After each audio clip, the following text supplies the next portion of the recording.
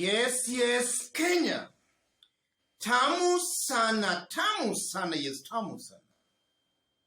Earlier today, Anne Waiguru made some remarks that are really generating a lot of heated political debate. So in this video, I want us to have a look at those remarks, after which, as usual, we'll just dissect them to see exactly what is happening behind the scenes. Have a look at this. The song is very apt. Your Excellency, the Deputy President of the Republic of Kenya, and the party leader of UDA and the leader of the Azimio Group Alliance. Sorry, oh my goodness. And the party leader of Kenya. Yes. That's Anne Waiguru earlier today. And those remarks are generating a lot of heated political debate.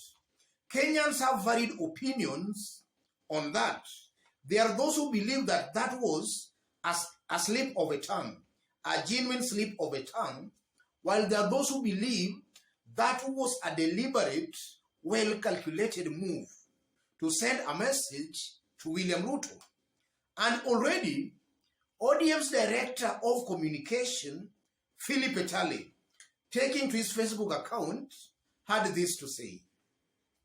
Philip Etale, Honorable Anne Waiguru's was not a slip of the tongue, but a well-calculated message meant for her master.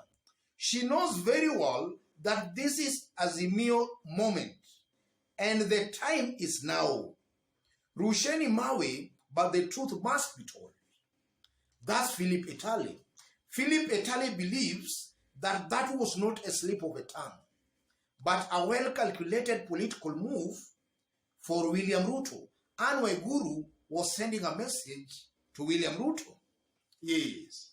So in this video, I want us to have a discussion just to understand what might be happening behind the scenes as far as Anne Waiguru's remarks are concerned.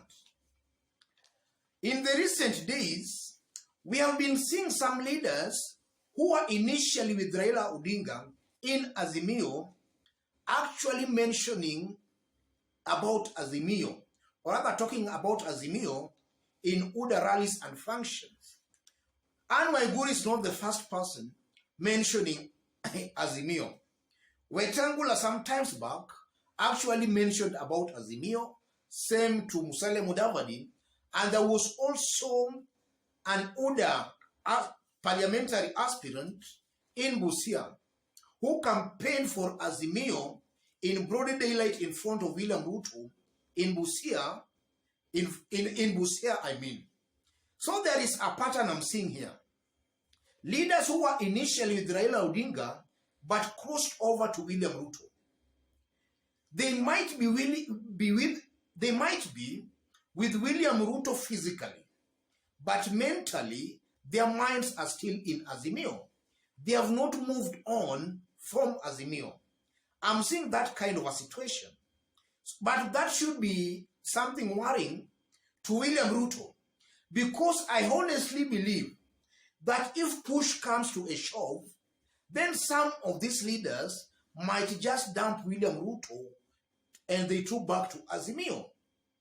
And I'm seeing a likely possibility where if Anne Waiguru successfully goes on to defend her Kirinyaga gubernatorial seat, I'm seeing an Anne Waiguru who most likely will part ways with William Ruto, because now she will be serving her final term and she will not be interested on anything, maybe to benefit from anything, or rather to get any benefit from William Ruto or from UDA or Kwanza team. I'm seeing that kind of a possibility. And I'm saying that because if you look at the circumstances that made Anne Waiguru to join William Ruto, to me, I believe she was pushed out of Azimio team. In fact, she was pushed out. And fingers are being pointed towards Karanja Kibichu because it reached a point, it was very clear that Azimio team did not want actually Anne Waiguru in the camp. And Karanja Kibichu at some point was campaigning openly for Anne Waiguru's competitor, Purity Ngirishi, in Kirinyaga. And then also, it's also widely believed, I remember the first time an impeachment motion was brought against Anne Waiguru. It's highly believed that that impeachment motion might have had the blessings of the president's men. So you can see clearly that there was a concerted effort to throw Anne Waiguru from Azimio. But on her own volition, Anne Waiguru's heart was in Azimio. So if only there can just be some little effort by maybe the side of Azimio to lure her back to their camp, then I'm seeing Anne Waiguru most likely just rejoining Azimio. But even if she does not do that before August election, I'm seeing a high possibility of Anne Waiguru eventually dumping William Ruto and going back to the side of Azimio. Those are all possibilities. And then I'm also seeing Anne Waiguru passing a clear message to William Ruto, though a coded message. Anne Waiguru telling William Ruto, just as Etali is saying, that it might be a Mandela's moment. And I'm saying that because it's a given fact, ladies and gentlemen, that in this year's election, all indications are showing that William Ruto might not win this year's presidential election. In fact, keen political observers will just tell you that William Ruto's chances of winning this year's presidential election are almost 0-0. So Anne Waiguru, maybe already she knows that. So she's just trying to tell William Ruto, just as Etali is saying, that it might be a Mandela moment. You know, we are in a game of politics. I'm also seeing that kind of a situation. Anne Waiguru is just telling Ruto, it's a Mandela moment. And then another thing I'm seeing here, ladies and gentlemen, you know, in politics, any attention, or rather any popularity, or rather fame, whether it's positive or negative, is good for politics. I'm seeing Anne Waiguru who just wanted attention. Yes. And I'm saying attention because as it is right now, everybody is now talking about Anne Waiguru. And that's good for her. And that's good for her. Because now as people are talking about Anne Waiguru, that's giving us some kind of appearances. Or rather, how can I put it? That's giving us some mileage. Or rather, she's being noticed. Let me put it that way. And that's very good for her politically, in that even now in Kirinyaga, people are now talking and discussing about Anne Waiguru. And that's very good in terms of her rating, because now she's being talked about. Most likely, she's rising in terms of popularity. So Anne Waiguru, in my considered opinion, is also just seeking attention. And she has just used that to get that attention. Kenyans are now talking about Anne Waiguru. In Kirinyaga, people are discussing and talking about Anne Waiguru.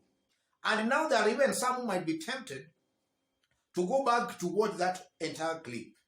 And now after making maybe such remarks of Azimio, I know Anne Waiguru might have gone, maybe tried to, after making that Azimio remarks, I know Anne Waiguru made some concerted efforts to maybe undo that damage by now talking very well about Ruto and very badly about Azimio. So in politics, as maybe as supporters, we'll be seeing how she was maybe attacking Azimio and Raila Odinga and Uhuru Kenyatta. That can just give her some bonga points among William Ruto supporters in Kirinyaga County. I'm seeing those kinds of possibilities and reasons.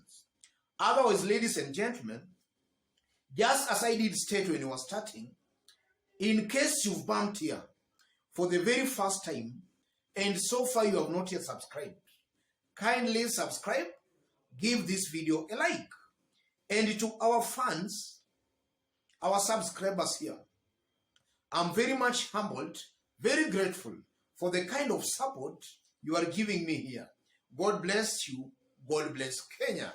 Any other person watching us outside Kenya for the very first time, drop a comment. Let us know from which part of the globe you are watching us from. God bless you. God bless Kenya.